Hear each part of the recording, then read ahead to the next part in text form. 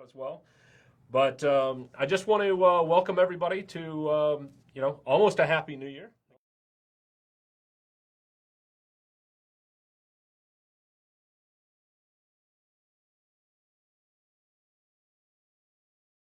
If you're not a member of that, you want to check that out.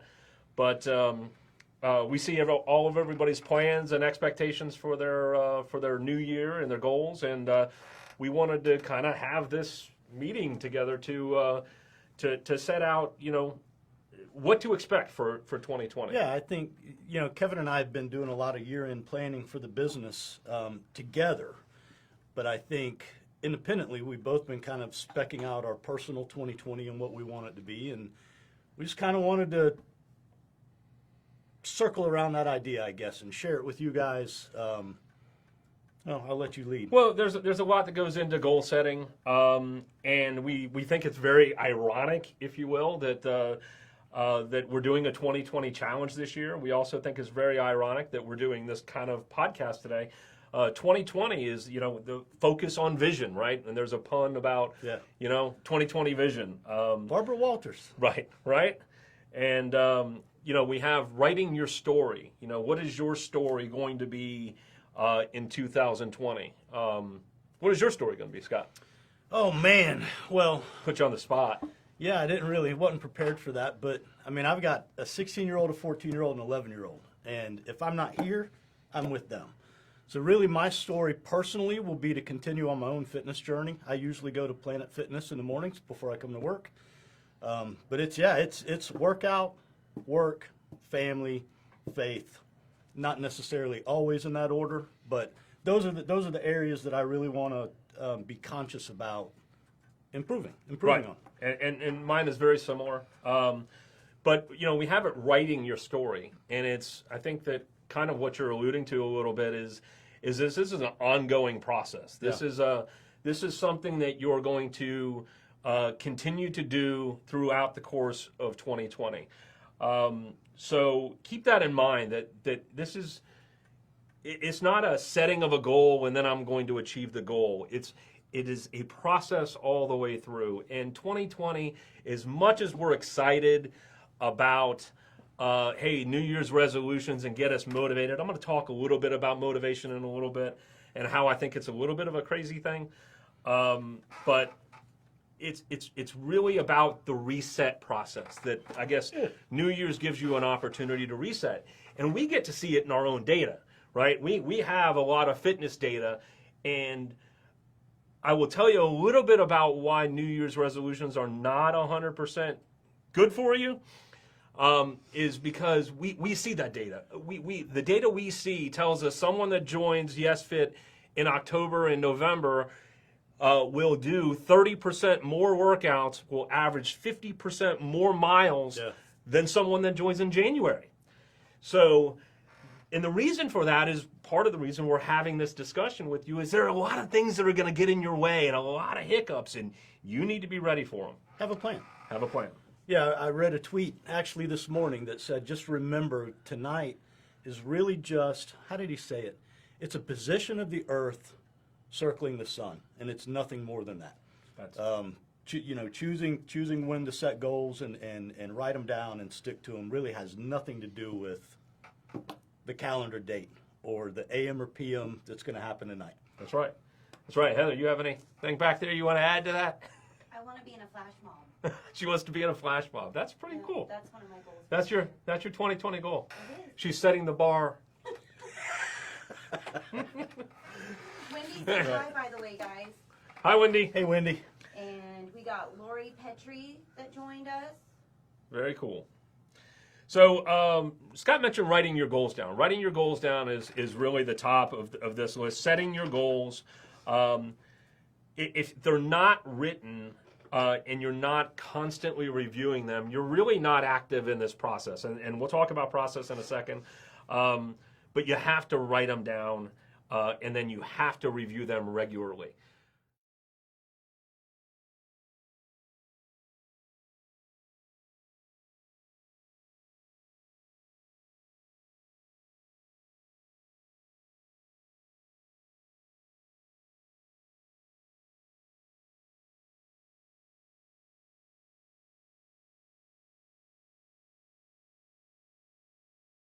To cut you off, No. but you do want to visualize that person that you want to become, right?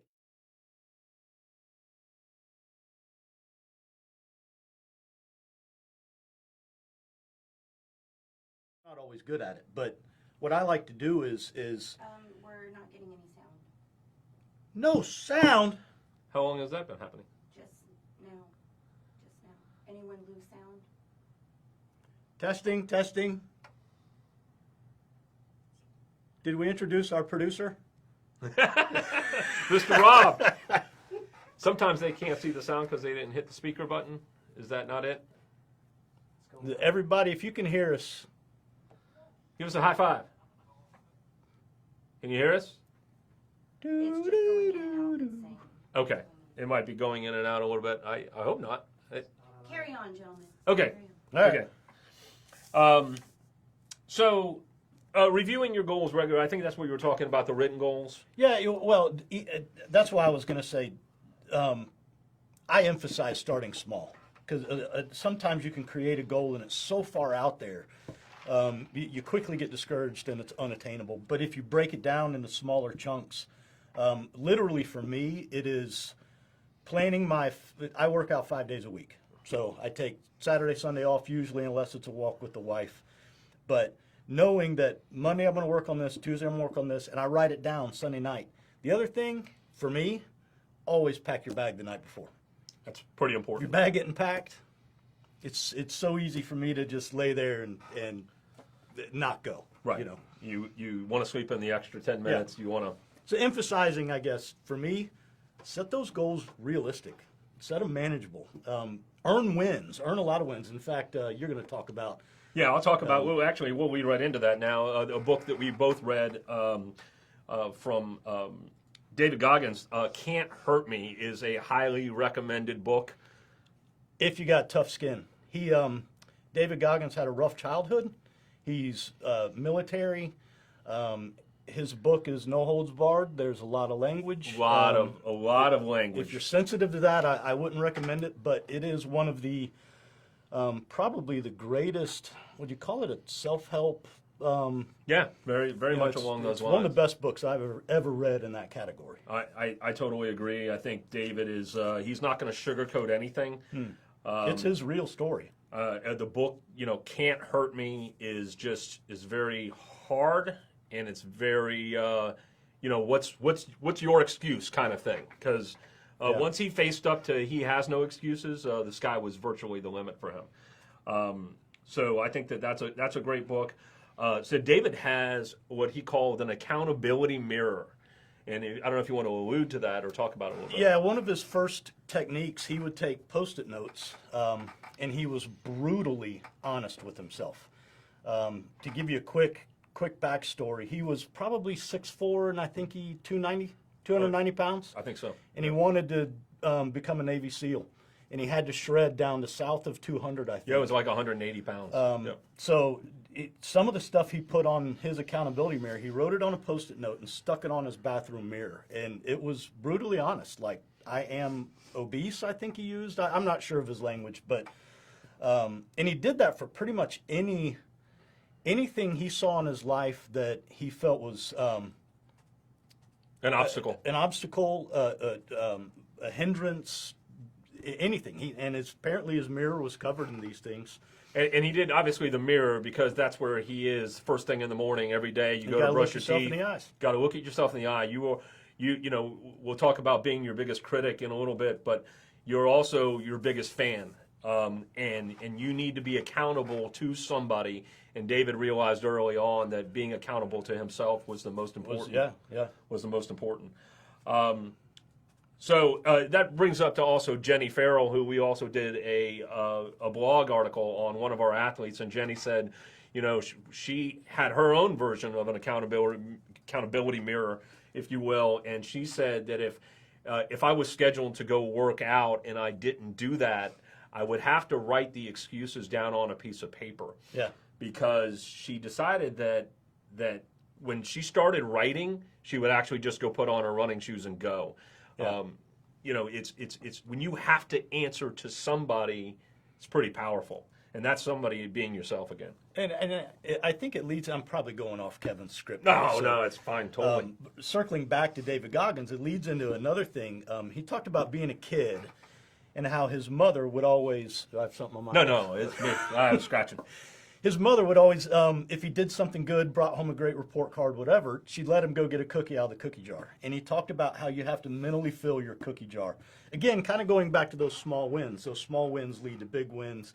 And you're filling that cookie jar, your mental cookie jar, so that when life does hit you kind of hard, you're having some hiccups, you're not sticking to your routine, you can reflect on that cookie jar and remember how good it feels to reach in there and pull one out.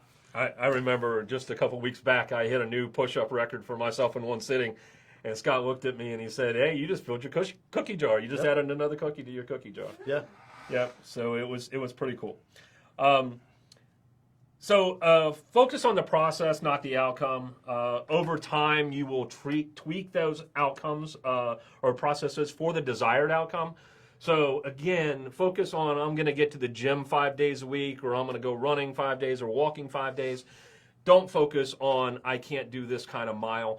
Over time, you will start to learn how you get faster, how you get more efficient, how you get better. It is no different in business than in what we see in business than what you see in your personal fitness life. You gotta take the first step. The first step is going and moving. And then once you've taken those first steps, you can find better directions to the goal. Scoot, crawl, walk, Right. run, sprint. That's why we Yeah. Dance. dance. Thank you. And then expectations minus minus reality equals frustration. And our buddy Sean used to use this one a lot. Yeah. Is, when you think about it, your expectations, what you want to have happen, versus what is actually happening, equals the frustration that you Yeah, that you gap. have. The gap between the two is frustration.